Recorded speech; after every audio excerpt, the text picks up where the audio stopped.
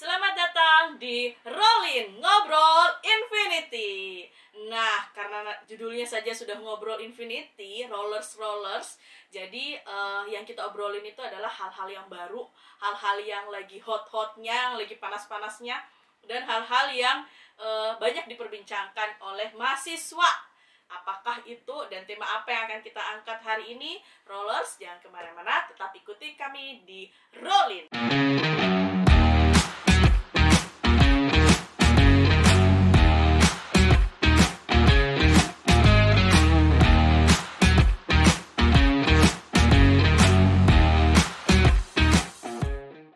Salam kolaborasi menginspirasi.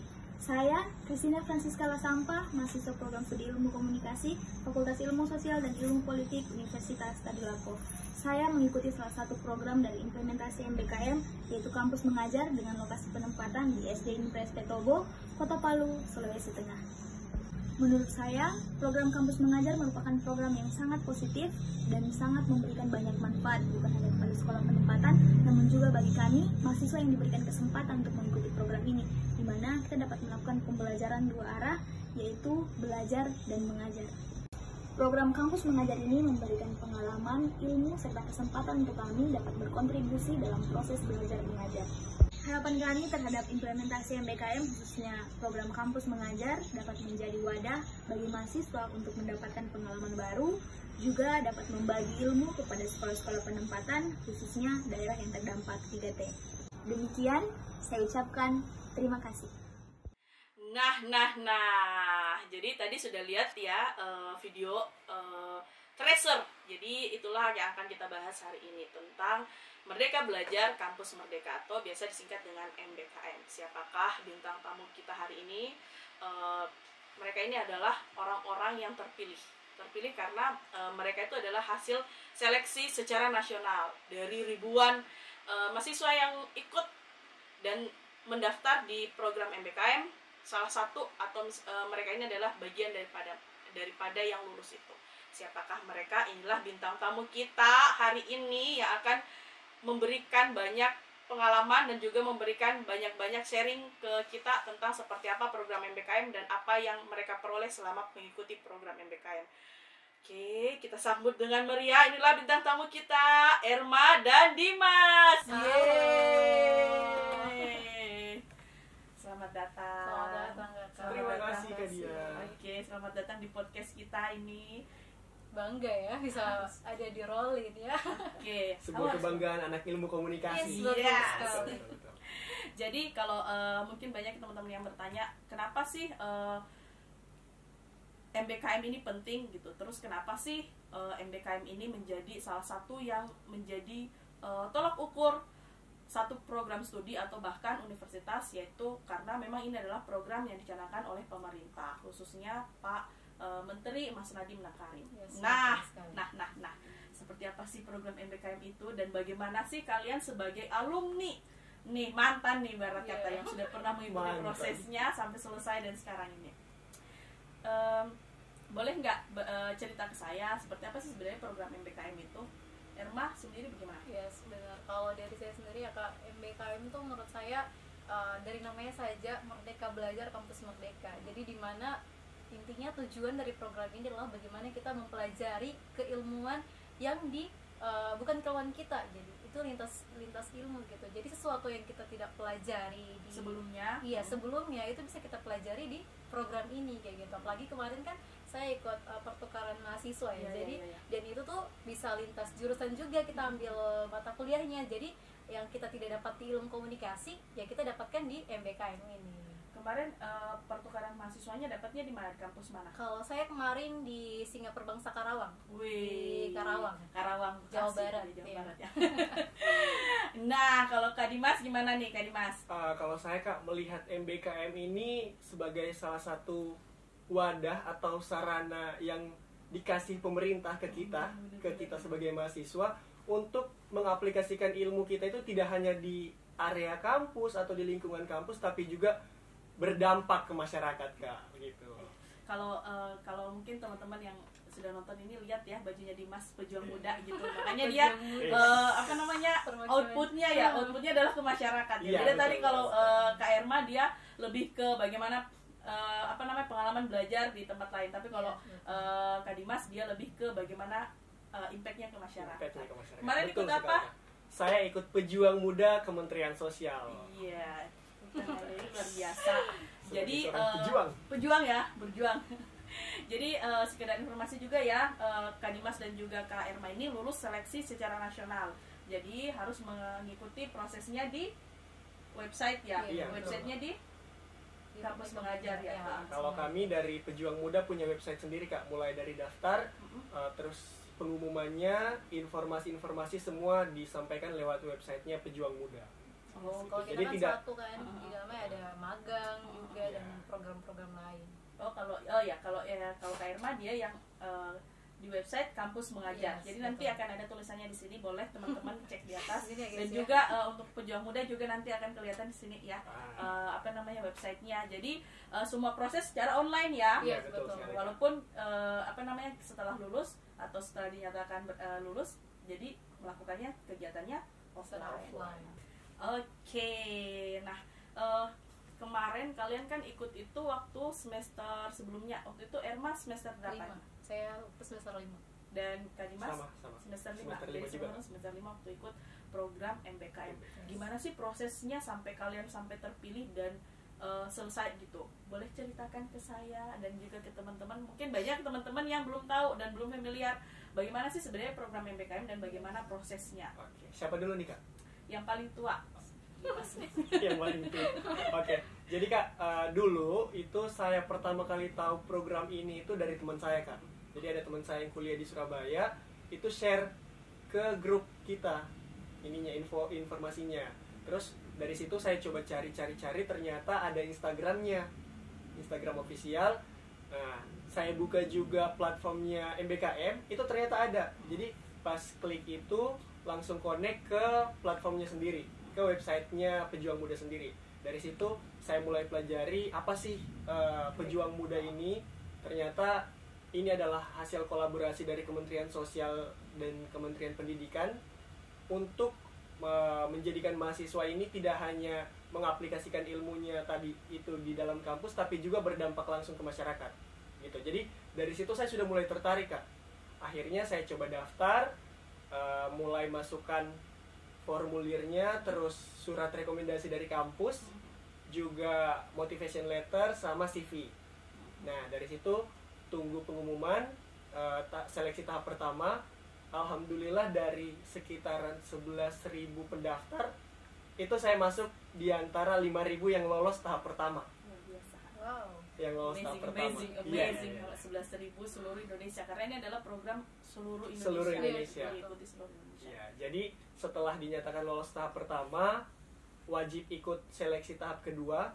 Itu kita dikumpul dalam Zoom, jadi masih online. Dikumpul dalam Zoom, terus dibagi-bagi Kak ke beberapa ruang Zoom untuk ikut LGD, Leadership Group Discussion. Jadi bukan FGD tapi kita LGD. Nah kebetulan tema LGD kali itu adalah bagaimana kita nantinya sebagai pejuang muda berdampak pasca bencana. Oh, Jadi oke. berbekal pengalaman kita 2018 lalu, iya betul. Alumni. Nah, berbekal di situ, akhirnya pada saat LGD itu saya mendominasi di situ Kak. Luar biasa. Nah, ya. Terus kemudian udah mulai notice. Selesai LGD, kelompok kita alhamdulillah lancar LGD-nya. Poin-poin yang dipresentasikan juga lancar. Kebetulan saya juga bagian dari yang presentasikan itu. Nah, setelah itu kita tunggu pengumuman tahap kedua. Dan alhamdulillah pengumuman tahap kedua sebagai perwakilan dari Universitas Tadulako, nama saya ada di situ. Luar biasa. Wow. Tepuk tangan dong. Keren banget ya. Luar Nah, setelah biasa. itu, setelah ada pengumuman itu, kita diminta untuk lengkapi berkas, mulai dari data diri, data keluarga, terus juga informasi terkait bank dan lain-lain, itu kan pasti Iya, diminta pakai kan ya. rekening kan ya. Iya. Itu kita lengkapi. Setelah itu tiba saatnya kita menunggu penempatan. Oke, berarti penempatannya belum ditahu nih. Jadi Belum. nanti Tapi pada saat pendaftaran tadi Kak, pendaftaran pertama sekali itu kita diminta untuk memilih kita mau ditempatkan di mana. Oh, jadi ada pilihan, Ada pilihan. boleh milih di beberapa mungkin berapa wilayah atau misalnya Iya. mau Sulawesi Tengah, Sulawesi Tenggara, mau Sulawesi Barat gitu. Oh, Seluruh Indonesia dibuka, Kak, wow, untuk itu. amazing. Jadi target dari pejuang muda ini ada di 514 kabupaten kota yang ada di Indonesia. Oh, wow, wow, wow. Nah, kemarin pertamanya saya pilih DKI Jakarta, Kak. Terus Kemudian karena mau jalan-jalan gratis, terus mau sekaligus wisata, saya pindah ke Bali. wah, luar biasa ya. Dari Bali, Dari Jakarta pindah ke Bali. saya pindah lagi ke Lombok. Baru balik lagi ke Bali, Kak. Habis itu karena saya rasa, oh, saya masih ada beberapa urusan yang harus saya selesaikan di Palu. Jadinya saya pindahkan lagi ke Palu pilihannya. Luar biasa ya. Dari Jakarta, Nah. Bali, Lombok, Palu. Ternyata tiba saat pengumuman, saya namanya keluar di Kabupaten Parigi Motong. Amazing. Dokternya di mana? Kabupaten Parigi Motong. Dari Jakarta, ujungnya tiba-tiba di Bali. Parigi Motong, ya. Di Parigi Motong. Nah, terus Kak, setelah itu kita ada 20 orang ditempatkan di situ. Semakin lama mendekati kedatangan, itu banyak yang mengundurkan diri karena faktor kesehatan dan lain-lain. Akhirnya tersisa beberapa orang kami di Parigi Motong. Saya minta pindah ke kota atau kabupaten yang paling dekat dengan Palu, entah kota Palu, Sigi atau Donggala. Dan alhamdulillah di ACC-nya ke Kabupaten Donggala karena pada saat itu tim Donggala juga masih kekurangan. Wow. Jadi perjalanan kalau kata Tulus ini perjalanan membawaku. Jadi jauh dari Jauh. Jakarta, Bali, ujung-ujungnya ke Donggala. Ke Donggala. Tidak kalah juga wisatanya, Kak. Iya, memang benar. Di Betul, Donggala banyak sekali wisata. Jadi kalau cuman kalau bicara tentang Bali, mau wisata di Bali, pantai di Donggala juga Di ada Donggala. pantai. Betul, Ada betul, Bonibula, ya. Iya, iya. Oke, Nah, kalau jadi gitu Kak, kita di Donggala itu ada 6 orang. Mm-mm. Kita ditempatinya 6 orang. Saya dari Universitas Tadulako. Ada juga Juven Eitneider itu dari Universitas Tadulako juga. Mm-mm. Terus ada Fikri Atalah dari Universitas Malang. Itu jurusan psikologi. Lalu ada Ahmad Ainul Yakin dari jurusan fikih dan dakwah luar biasa. dari Pondok Genggong. Terus ada Lydia Angela itu dari Universitas Sumatera Utara. Itu dari Fakultas FISIP, jurusannya Kesejahteraan Sosial. Dan terakhir ada teman saya perawat. Jadi ada perawat ikut sama kami. Luar biasa. Namanya Ojan, itu dari Nurul Jadid. Gitu. Jadi tidak hanya orang-orang yang berkutat di rumpun ilmu sosial, tapi ada juga yang lintas sektor seperti tadi yang di belakang Erma itu. Jadi dibilang dari Kak Erma bahwa siapa tahu mau belajar yang baru, yang berbeda dari Iya, rumpun betul. ilmunya. Kalau Kak Erma sendiri gimana? Kak Erma kan kemarin ikutnya pertukaran mahasiswa. Iya. Itu kalau pertukaran mahasiswa, jadi dia websitenya sendiri ya? Ya. Dia pakai website MBKM yang MBKM, benar. Kalau saya dulu pertama itu sebenarnya saya mendaftar di akhir-akhir mau penutupan karena kebetulan saya juga baru tahu informasinya pada saat itu. Jadi teman-teman yang lain tuh sudah ikut seminarnya, sudah ikut workshop yang diadakan sama univ, sama fakultas, dan saya tuh tidak tahu apa-apa. Dan setelah saya lihat postingan temanku, dia sudah pasang tribun kayak, ih dia ikut apa ini gitu kan. Jadi kayak saya tanya-tanya ikut apa gitu kan. Anda Terus kebanyakan job nih, nggak tahu info nih. jadi pas saya tahu ikut pertukaran mahasiswa kayak kayaknya keren deh. Nah makanya waktu itu akhirnya saya mendaftar dan itu satu hari sebelum pendaftaran ditutup. Dan di situ lumayan bikin saya ini stres juga sih karena kan itu hari Jumat dan saya berdaftar itu hari Jumat sedangkan besoknya tutup dan itu hari Sabtu. Jadi kayak mau urus berkas-berkas yang diminta kayak surat rekomendasi, terus surat-surat yang lain kan harus ada dari pihak Iya. fakultas juga kan. Makanya kemarin alhamdulillah dibantu juga sama dosen. Alhamdulillah satu hari itu hari Jumat saya bisa selesaikan semua. Semuanya. Pokoknya berkas-berkas yang diminta di website itu akhirnya saya lengkapi dan alhamdulillah sambil menunggu dan alhamdulillah lolos. Kayak padahal kayak wih lolos nggak sih Dari ini sekian soalnya banyak berapa sih kalau pertukaran mahasiswa kemarin kalau nggak salah itu sekitar 16.000 lah pokoknya tuh sebanyak itu dan saya mendaftar di akhir-akhir pendaftaran dan itu lolos kayak itu bahagia sekali gitu kan. Nah setelah itu kita penempatan kita juga sama kayak tadi Dimas itu penempatan dan di situ saya pilih di Papua, Jawa sama NTT Bali.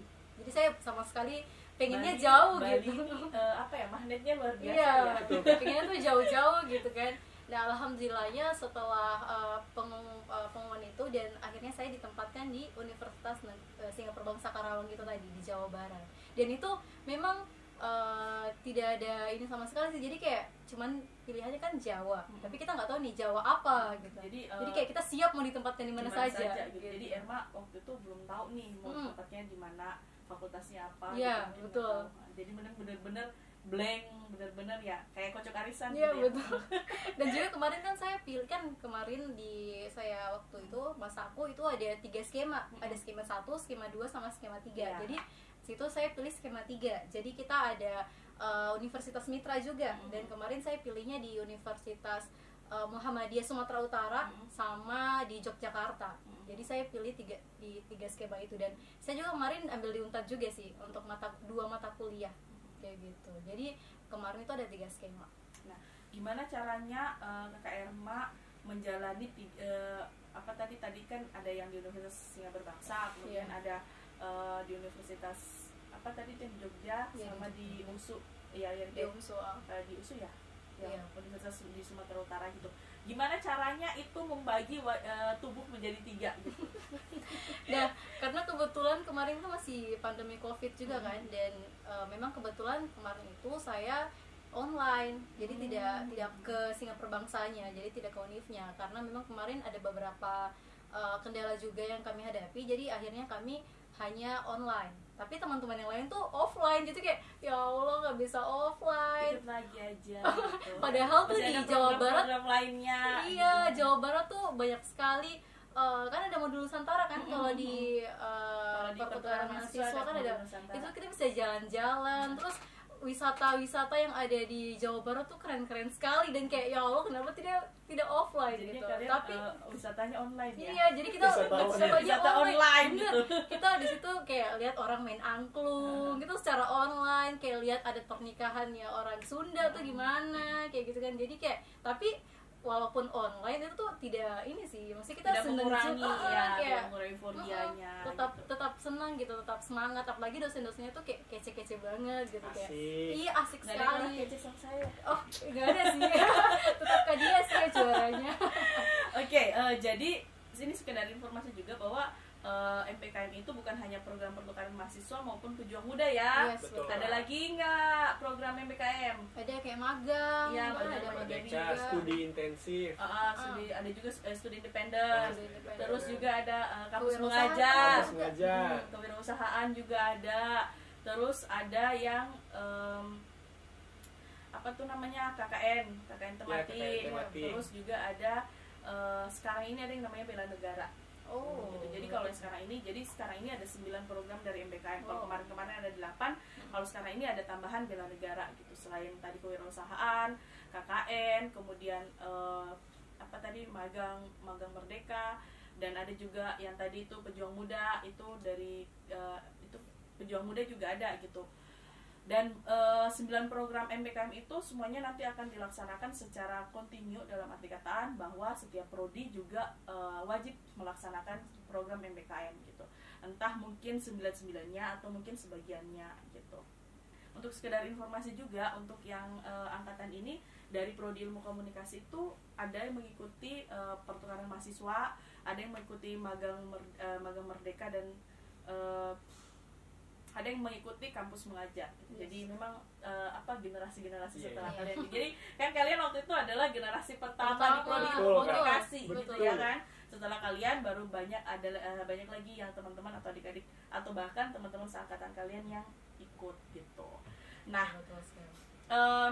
sebagai yang pernah merasakan bagaimana prosesnya, kemudian bagaimana ini perjalanannya sampai saat ini, apa sih yang kalian dapatkan dari MBKM selain uang ya? Sebentar kita bicara uang. Uang ini benefit ini luar biasa selain uang. Ya, Gitu, kalau apa yang kalian dari saya sendiri sih Kak, walaupun ini ya tadi saya online kan, tapi itu tidak mengurangi manfaat yang diberikan gitu di pertukaran mahasiswa ini, khususnya ini ya saya.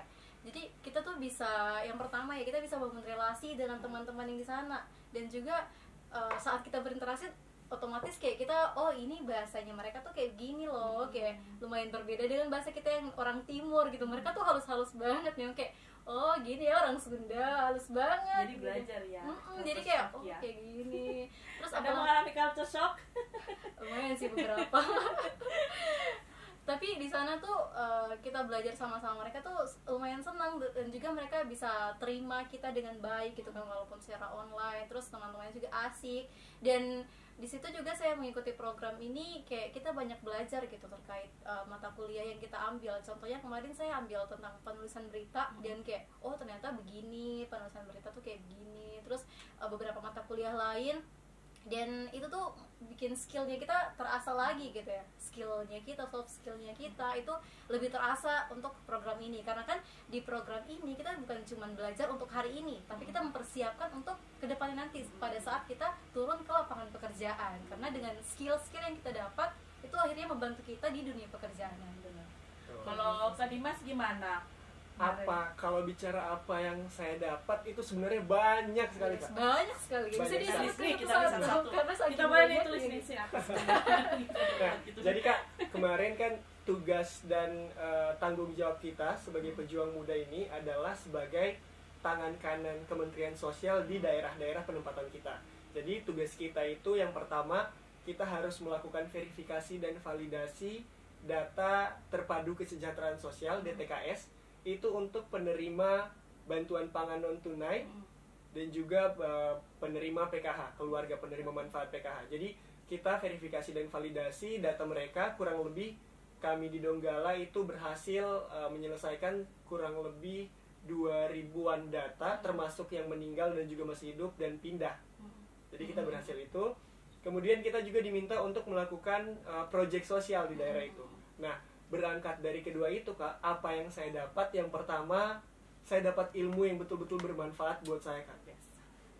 Juga yang kedua, ilmu yang sudah saya pelajari di kampus, saya bisa aplikasikan di kehidupan sehari-hari saya selama di Donggala. Jadi mulai dari bagaimana cara saya berkomunikasi dengan mereka, menyesuaikan apa kebutuhan saya dan kebutuhan mereka, juga bagaimana saya sebagai seorang PR, sebagai seorang PR, jadi bagaimana saya sebagai anak komunikasi itu menjadi perpanjangan lidah masyarakat ke dinas. Jadi mereka sampaikan apa saja keluhan mereka ke saya, kemudian saya yang sampaikan ke dinas, juga saya yang bantu dinas untuk menyelesaikan masalah-masalah tadi.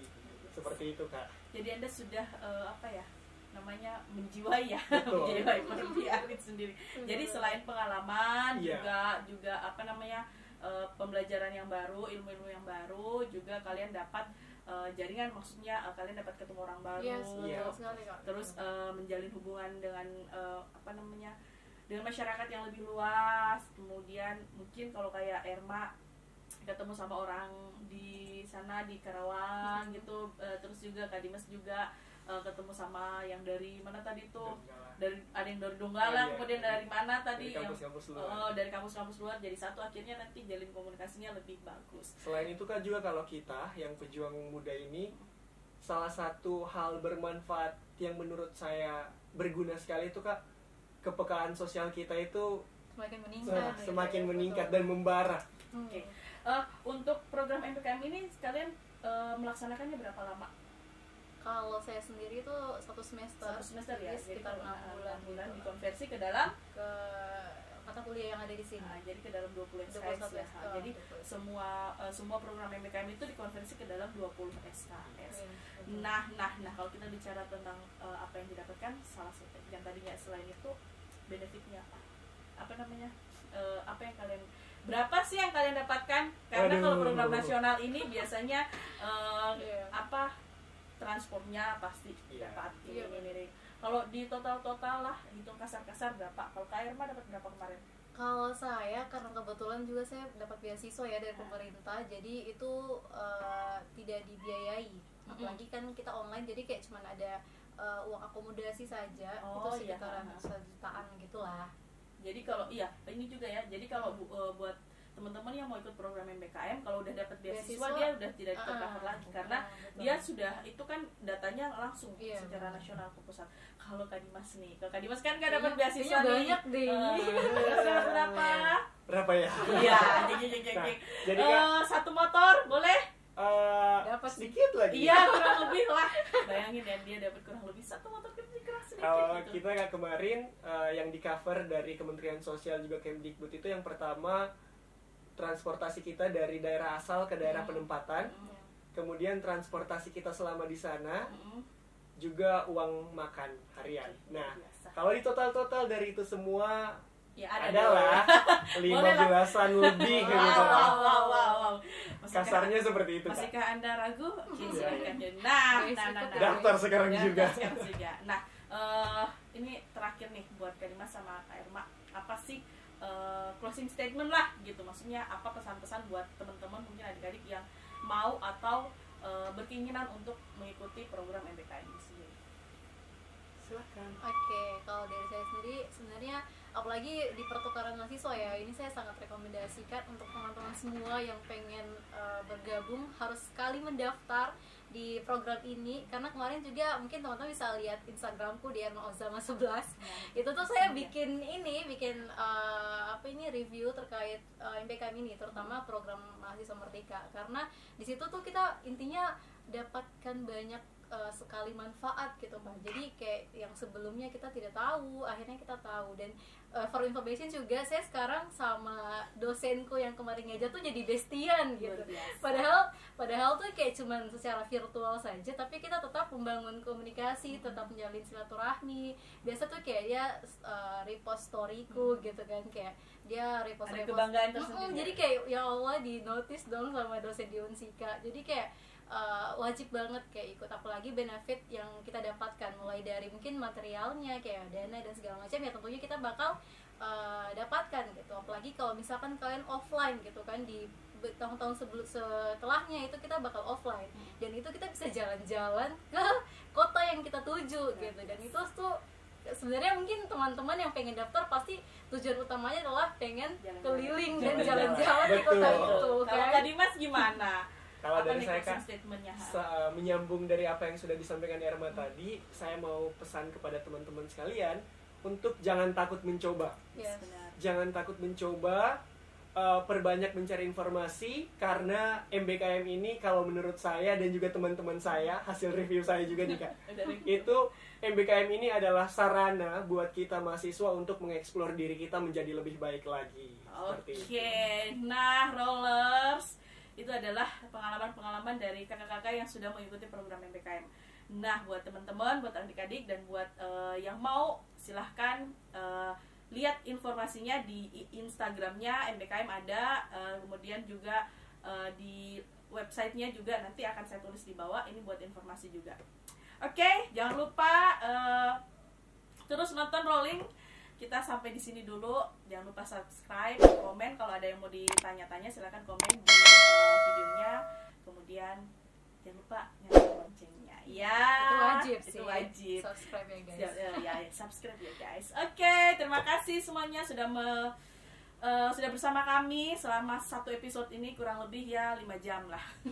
Lama Kak ya? Oke, nanti kita ketemu dengan di episode selanjutnya yang tentu pembahasannya lebih keren dan lebih informatif, dan namanya juga roll in, yang dibicarakan adalah hal-hal yang baru dan infinity. Tetap di roll in, ngobrol infinity. See you. Ayo.